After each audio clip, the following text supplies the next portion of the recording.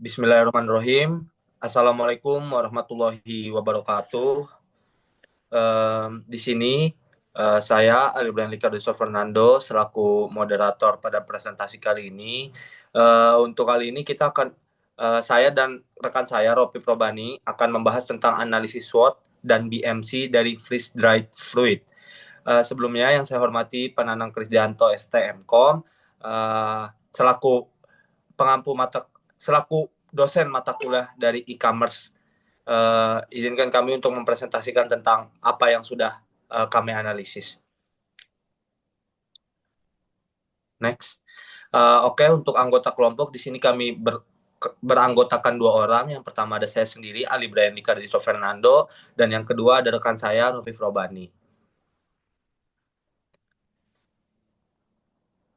Selanjutnya ada profil singkat dari freeze dried fluid, yaitu freeze dried menjadi tren dalam industri makanan dan minuman modern karena menyelaraskan teknologi inovatif dengan kebutuhan konsumen akan produk berkualitas tinggi. Di sini untuk analisis SWOT itu akan kita bakal ngebahas 4 poin. Yang pertama ada strengths, weakness, opportunities, dan threats. Yang pertama ada strengths. Yang pertama itu ada kualitas produk tinggi, yang dimana dengan adanya fresh dried fruit ini itu akan meningkatkan nutrisi yang terkandung di dalam buah tersebut. Terus yang kedua yaitu daya tahan panjang. Yang dimaksud daya tahan panjang ini daya tahan penyimpanan dari buah tersebut gitu. Jadi yang dimana seharusnya buah ini bisa sampai seminggu tidak di dalam kulkas, tapi dengan proses freeze dried ini buah ini bisa menjadi jangka waktu sebulan dan tahan lama. Ini juga bisa menjadi salah satu keunggulan di mana atau solusi yang dimana dapat meningkatkan daya tahan dari sayuran maupun buah, daya tahan di bidang pertanian seperti itu. Yang ketiga ada praktis dikonsumsi, yang dimana freeze dried fruit ini praktis dikonsumsi. Jadi tidak sulit untuk dikonsumsi layaknya buah-buah yang masih ada kulitnya dan berbentuk lainnya. Yang keempat ada bebas dari pengawet.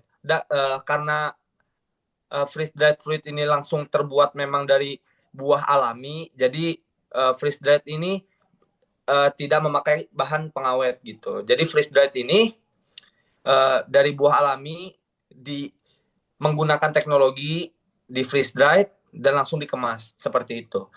Selanjutnya ada ringan dan mudah dibawa, yang dimana bisa dicek di Shopee atau di e-commerce lain. Untuk freeze dried ini itu ringan dan juga mudah dibawa, dan itu juga sudah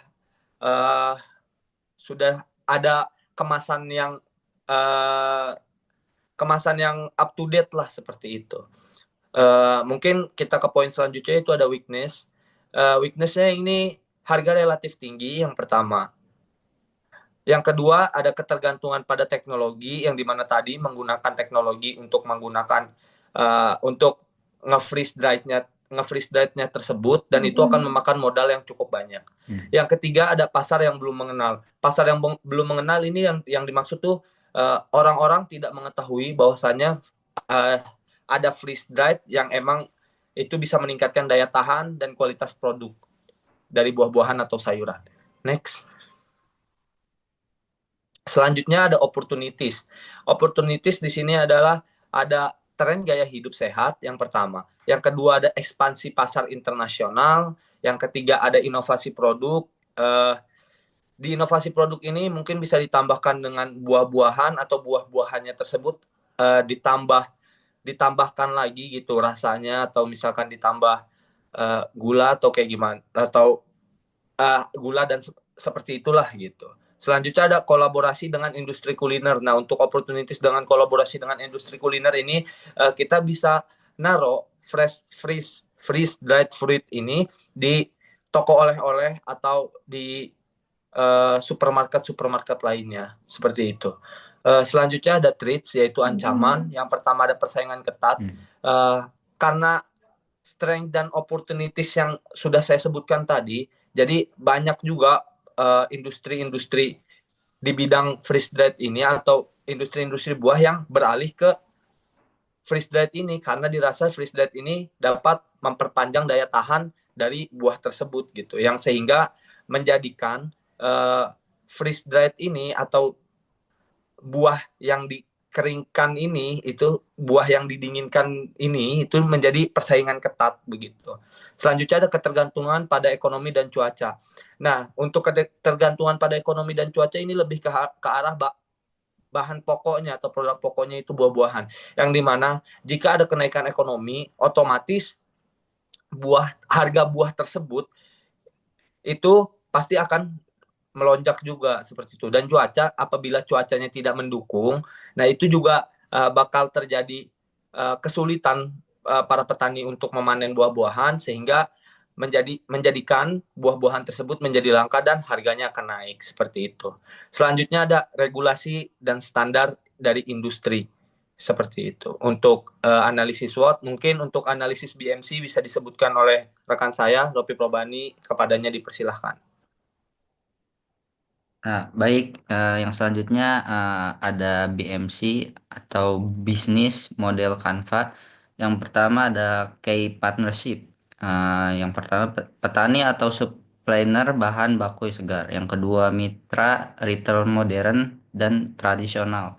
Yang ketiga platform marketplace seperti Shopee, Tokopedia, dan platform lain-lain.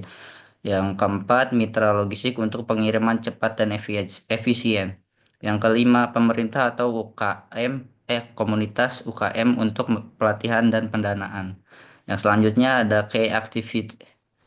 Yang pertama, produksi dan pengemasan produk fresh dry.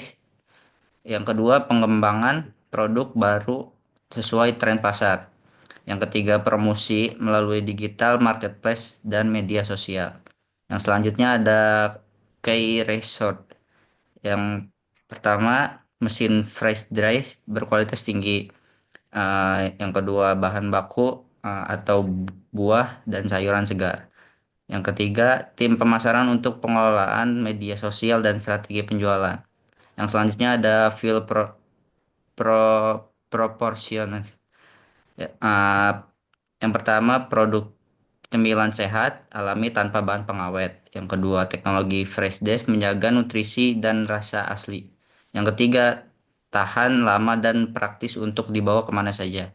Yang keempat, teragam varian produk, buah-buahan, sayuran, makanan ringan. Yang kelima, ramah lingkungan dengan kemasan biodegrad, biodegradable atau eco-friendly. Selanjutnya ada customer rela- relationship. Yang pertama memberikan edukasi produk melalui konten di media sosial. Yang kedua customer service yang memiliki responsif di berbagai platform. Selanjutnya ada key activity. Yang pertama marketplace online seperti Shopee, Tokopedia, dan Lazada. Yang kedua media sosial Instagram, TikTok, dan Facebook. Yang keempat website e-commerce UKM sendiri. Selanjutnya ada customer segment. Yang pertama individu yang sadar kesehatan. Yang kedua orang tua yang mencari cemilan sehat untuk anak-anaknya. Yang ketiga milenial dan Gen Z yang menyukai cemilan praktis dan inovatif. Yang keempat pelaku pejalan atau pendaki gunung.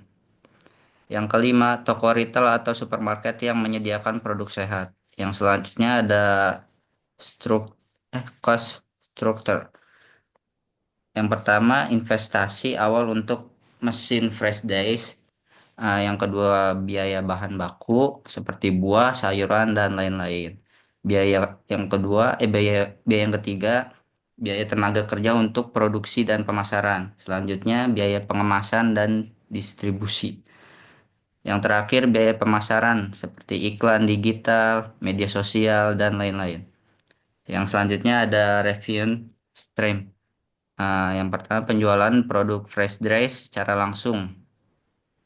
Yang kedua, mitra dengan retail atau distributor besar. Yang ketiga, customer order untuk brand lain. Yang keempat, penjualan produk gift box atau paket spesial.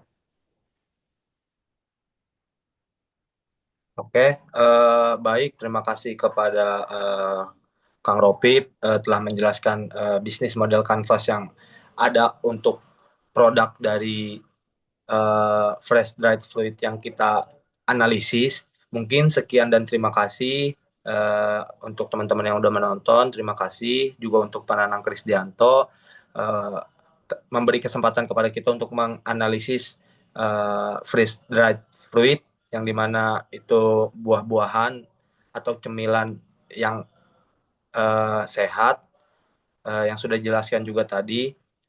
Terima kasih. Kurang lebihnya mohon maaf. Wassalamualaikum Assalamualaikum warahmatullahi warahmatullahi wabarakatuh.